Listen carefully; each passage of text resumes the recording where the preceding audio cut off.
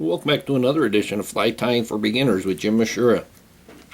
Today I'm going to tie, this is an old pattern, and I was just looking through my books, and those books are 35 years old, but this is the Gray Nymph. This book was actually published before we started even using beads. So it's a very simple pattern. It is used for when there's not much happening on the water. You get that nymph down on the bottom and where it does the most good, and it's gray, it has movement, it has a nice tail, and it's going to work mostly because it has the right color and it has movement to it. And the materials we're going to use, it's very simple. We're going to use Grizzly Hackle, and actually, the book says to use hen hackle, but you don't need to invest in a hen hackle. Like, here's the top of the Grizzly. You see all these ones that they're really soft and stuff. So I'm going to just take this one here. I'm even just going to break it. And that's the one I'm going to use. I'm going to find where the size 12 hackle is on this, which is probably right around in this area here. Probably right around in the middle there. So I'm going to use that. Actually, I'm going to pull some of this fluff off now. And then I'm going to use the tail. This is going to be the tail and the hackle. And our other material, what the book says to use is muskrat. It's a gray muskrat, and leave the guard hairs in. But what I'm going to use here is Hemingway, the UV Hair Dubbing Plus. It doesn't have a real lot of spike in it, but I'm going to use the dubbing teaser on it when I'm done there. And that's the two materials, black thread. Now, if you don't have a bead, what they did was wrapped lead around it.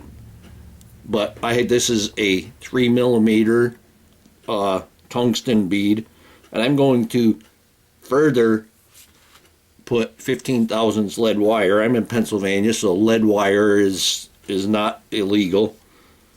But if you're in a state where you're going to be fishing in a state where they don't allow lead, make sure you use lead-free wire. But I'm going to just put about 10 or 12 wraps on here.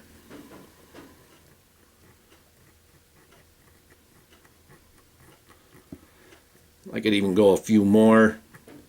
It all depends on the amount of wraps, how fast it's going to sink. Now this is going to go down like a rock because I got lead and the tungsten on there. It's going to break off that tail. Just hit it with my fingernail. Knock it right off there. Draw this in a little bit closer. Now we're just going to take our thread and we're going to start behind the lead, and we're going to push that lead into the bead. And what you want to do is kind of build up a little bit of a taper here, just to get used to making that taper on the end of the lead. If you're using dubbing, if you're going to have a dubbed body, that taper at the back of the lead is not really required because the dubbing is just going to fill that in. We're going to bring it just inside the point. And now I'm going to take my hackle, and I can see that this bottom section is shorter hackles. So that's what I'm going to wrap. So I'm going to take some of the hackle from the top section for the tail. And what you want to do is just grab them all at once, and line them up over here, and you'll see that your feather is bent there a little bit. And just pluck them off, and you'll have an aligned tail. Most of this feather is in my fingers here, so I'm going to measure it about half the length of the hook shank. I'm going to start it on my side slightly. Take that first loose loop, pull it straight down. And then you can go ahead and wrap that in. don't cut if you don't have to. If you could just wrap it in, go right ahead. There we have our tail.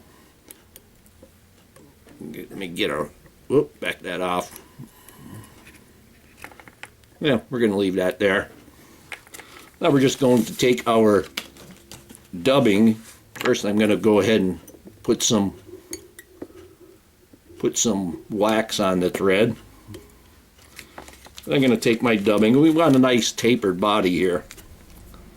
So what we want to do is have that noodle nice and skinny at the top. So I'm taking just a very small amount there. You could barely see it until you put it on the thread, and then there it is. Let me turn that a little more so I get my fingers in there. Make a nice tapered, so we want it pretty skinny at the first part. And then you can see it's fatter, and the noodle was fatter, and it's getting a little fatter there. Now I could go ahead and get a little bit heavier dubbing on there. Not much. I still only have, I believe I've said it before, if you drop it, it should float in the air. That's the amount you should take out of the bag or from the container. We're going to go ahead and get that noodle nice and tight. And we're going to go ahead and wrap this. You can see it's a little darker. That's because I licked my fingers and got it wet. So you can see what it's going to be pretty dark in the water. And this UV dubbing actually has some flash in it. You can see there's blue in there. So on a searching fly, this is basically an attractor. An attractor nymph as opposed to an attractor dry fly.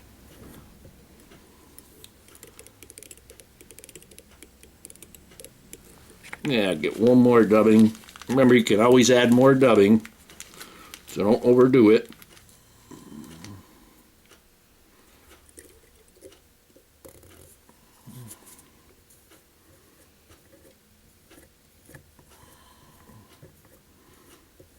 And see how far this goes. There we go. Now I'm going to take my dubbing teaser now, and I'm going to tease this out a little bit. I'm just going to lightly touch it because I just want it to kind of look a little spiky, look a little shaggy. Now, you don't have to do a lot. Okay, now I'm going to take my Hackle here, and I'm going to take just a couple more barbels off the top of it because they're still long. Then I'm going to trim this down and give it a half of a crew cut, just something so we have a couple of barbels that is going to grab the thread. The thread's going to grab onto.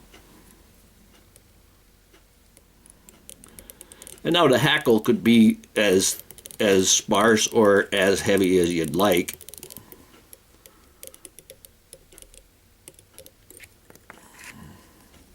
Go ahead and put my pliers on there. I want to get my delicate pliers. Here they are. This is for the delicate work. It actually has a hinge there. And a feather like this is delicate, and once you wind it on there, you don't have to worry about it breaking. That just came off my hackle pliers.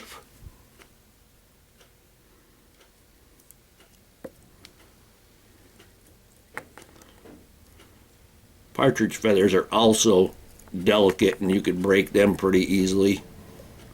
But once they're tied onto the hook, they don't seem to go anywhere. There we go. Now I'm just going to tie this in. And my hackle pliers came off nicely. That little piece that's sticking out there, I'm just going to kind of pull that back just a little bit.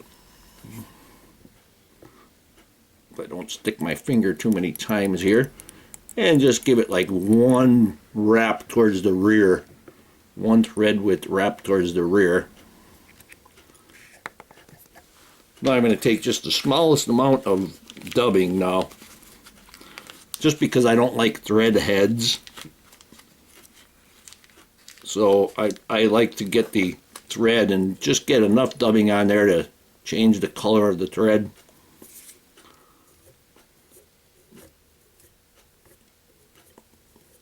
Just a nice small noodle there. Push that up a little bit. There we go. And this is also going to help push those hackles back that little bit more. Now we'll take our whip finish again. Put the hook over the thread, go around the camel hump, bring it back, turn your whip finish up, and there's your X. Slide that down to the hook shank, and then just rotate your whip finish 3 to 6 times. And tighten that up. Take your poke and snip cuticle trimmer. And now we're just going to put a little bit of head cement on there. I'm going to put it on so it rolls off the back of the bead and right down to where it's going to do the most good. And there's a little bit of excess on there, just touch that. Here we have a good old attractor nymph pattern, and this is the gray nymph. Hope that you learned something from this video. Hope that you would subscribe to my channel. Please refer me to your friends. Please visit my sponsors and let them know I sent you. Leave comments, questions, suggestions. If you'd like to purchase any flies that I make, go to etsy.com/shop/theflymanjim. And if you don't see it there, send me a message on Etsy and tell me what you want, and I'll be able to do it. And most of all, thank you very much for watching my videos.